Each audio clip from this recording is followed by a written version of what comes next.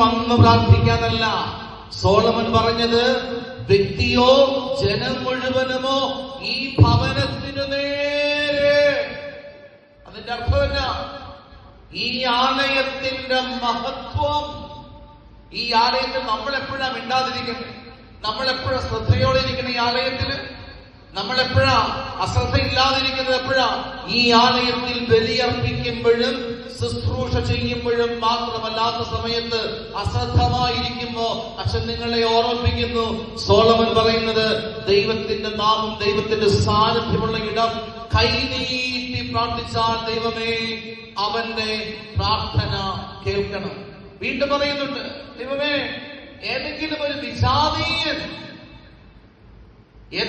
ഒരു വിജാതീയൻ അന്യമതസ്ഥൻ ഈ ആലയത്തിന് നേരെ കരനീട്ടി പ്രാർത്ഥിച്ചാൽ നീ സർവശക്തനാണെന്ന് അവൻ മനസ്സിലാക്കേണ്ടതിന് നീ സ്വർഗം തുറന്ന് അവന്റെ പ്രാർത്ഥന നീ കേൾക്കണം. അച്ഛൻ വളരെ ചുരുക്കത്തിൽ പറഞ്ഞിട്ട് നിങ്ങളത് വായിക്കണം. ഇന്ന് രാത്രി പോയിട്ട് 1 രാജാക്കന്മാർ 8-ാം അധ്യായം 29 മുതൽ 53 വരെ അത് വായിച്ചു കഴിഞ്ഞാൽ ഈ ആലയത്തെ നീ ചങ്കോട് ചേർത്ത് വെക്കും. അതുകൊണ്ടാണ് അച്ഛൻ പറയുന്നത്, മക്കളെ ആലയത്തിലേക്ക് വരണം. ആലയത്തിൽ വന്ന് നീ പ്രാർത്ഥിക്കണം. ആലയത്തെ നീ സ്നേഹിക്കണം. ആലയത്തെ നീ സ്നേഹിക്കുമ്പോ നീ സ്നേഹിക്കുന്നത് നിന്റെ കർത്താവിനെയാണ്. നീ സ്നേഹിക്കുന്നത് അവന്റെ സാന്നിധ്യത്തെയാണ്. പക്ഷേ നമ്മൾ നോക്കിക്കേ, ആലയത്തോട് മടുപ്പാ. എല്ലാം ദൈവസ്തുതികളുടെ ഇടയില് വലിയ ഡെലിവറൻസുകളും വലിയ തരത്തിലുള്ള രോഗശാന്തികളും ഉണ്ടാകുന്നതിന്റെ കാരണം പൈശാചിക ശക്തികള് ഒരു സമൂഹം ഒരുമിച്ച് ദൈവത്തെ ആരാധിക്കുമ്പോഴാണ്. അതുകൊണ്ട് പ്രിയമുള്ള ദൈവമക്കളെ, ഈ 4 ദിവസം ഈ ആലയത്തിൽ ഒരുമിച്ച് കൂടി നമ്മൾ പ്രാർത്ഥിക്കുമ്പോ, ഈ ആലയത്തിന് വേണ്ടി, ദേശത്തിന് വേണ്ടി നമ്മൾ പ്രാർത്ഥിക്കുമ്പോ ദൈവത്തെ ആരാധിപ്പാൻ, ദൈവത്തെ സ്തുതിപ്പാൻ നിന്റെ സർവശക്തിയും നിന്റെ സ്വരവും നിന്റെ കഴിവും ഈ ആലയത്തിൽ നീ എടുക്കണമേ എന്ന് പ്രാർത്ഥിക്കുകയാണ്. ആ ബോധ്യത്തോടെ എല്ലാ മക്കളും ഒന്ന് പറഞ്ഞേ ഹല്ലേലൂയ. തീഷ്ണതയോടെ ഹല്ലേലൂയ, ഹല്ലേലൂയ, ഹല്ലേലൂയ. ഈ ഒരു ചിന്തയോടെ നമ്മൾ ഇന്നത്തെ ധ്യാന ചിന്തകളിലേക്ക് കടക്കുകയാണ്. നിങ്ങളുടെ കയ്യിൽ ഒരു ക്രൂശിത രൂപം ഉണ്ടാവുമല്ലോ, ഈശോയുടെ ഒരു ക്രൂശി രൂപത്തിൻ്റെ ഒരു ചിത്രമെങ്കിലും ഉണ്ടെങ്കിൽ അതിലേക്ക് നോക്കണം.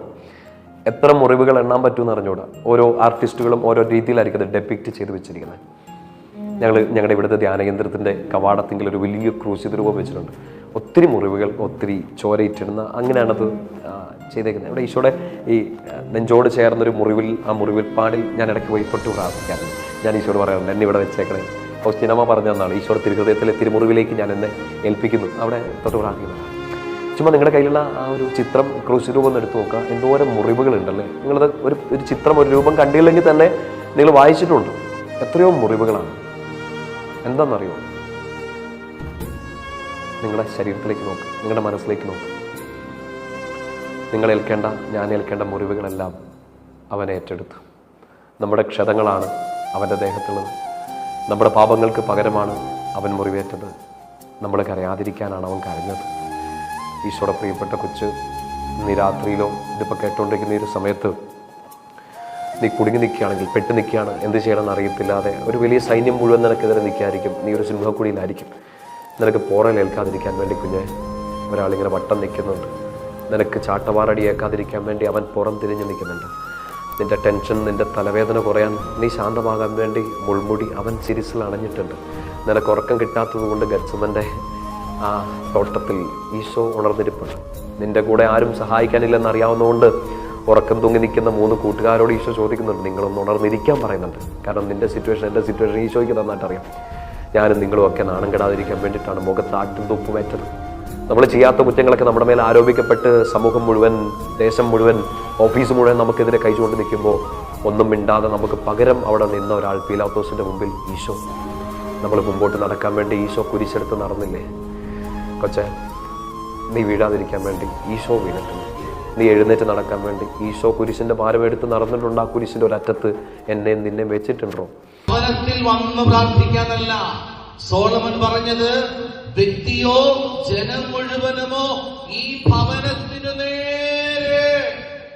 അതിന്റെ അർത്ഥമല്ല, ഈ ആലയത്തിന്റെ മഹത്വം, ഈ ആലയത്തിൽ നമ്മൾ എപ്പോഴാ മിണ്ടാതിരിക്കുന്നത്? നമ്മൾ എപ്പോഴാ ശ്രദ്ധയോടെ ഇരിക്കണം? ഈ ആലയത്തില് നമ്മൾ എപ്പോഴാ അശ്രദ്ധയില്ലാതിരിക്കുന്നത്? എപ്പോഴാ? ഈ ആലയത്തിൽ ബലിയർപ്പിക്കുമ്പോഴും ശുശ്രൂഷ ചെയ്യുമ്പോഴും മാത്രമല്ലാത്ത സമയത്ത് അശ്രദ്ധമായിരിക്കുമ്പോ അച്ഛൻ നിങ്ങളെ ഓർമ്മിപ്പിക്കുന്നു. സോളമൻ പറയുന്നത്, ദൈവത്തിന്റെ നാമം, ദൈവത്തിന്റെ സാന്നിധ്യമുള്ള ഇടം കൈനീട്ടി പ്രാർത്ഥിച്ചാൽ ദൈവമേ അവന്റെ പ്രാർത്ഥന കേൾക്കണം.